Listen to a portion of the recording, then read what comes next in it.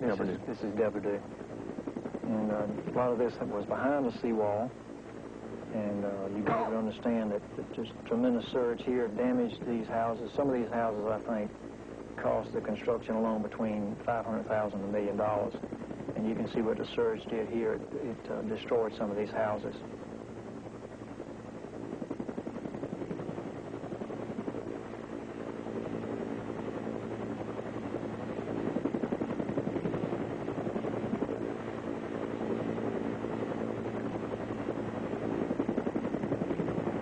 You can see pretty extensive flooding in the interior of Devereux here. You can see the tremendous scarps where they cut away dunes. These were giant dunes in front, and they've been scarped extensively by the storm. Scarped? What is that? Well, they've been eroded away, and we call it the scarp, where the face of that dune now is exposed. Now we're crossing, this is one of the most amazing areas, I think. We're crossing Midway Inlet, and this is the south end of Pawley's Island. I think this is one of the greatest landmarks in the state of South Carolina. And you can see that the storm actually cut a new inlet here. You're going to see that in just a second, and they capped it off by putting a house in the middle of it. There's the inlet. There are houses here that were here that are now back in the creek, and some of them have actually been blown back to the mainland behind Pawley's Island. We're coming up toward the middle of the island, and in this area south of the South Causeway, there's still extensive damage. You can see houses that have been propelled back into second and third row.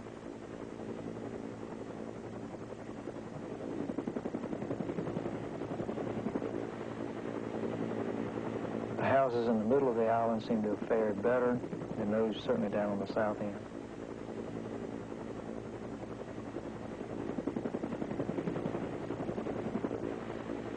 Still looking at damage at Pawley's. There were some nice dunes in this area.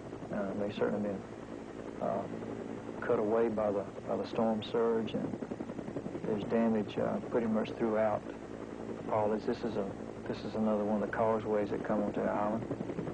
How long will it take to rebuild a dune system? Well, a lot of this sand we feel is just offshore, and I could see even yesterday some of that sand is coming back on shore, but you know, it's not, we're moving into a time of year where we're usually into erosional pattern rather than an accretional pattern. Accretion starts during the spring and summer. So we're entering this period in certainly a tremendous net deficit.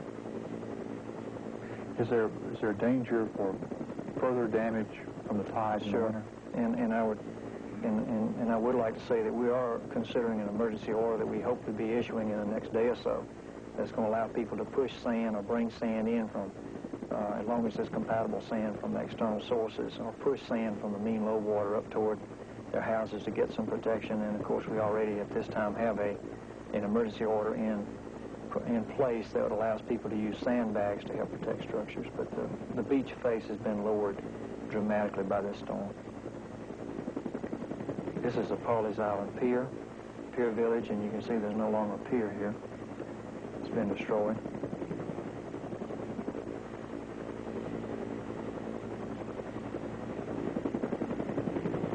We're moving toward the north end of Pawley's now, and still damage here in this area.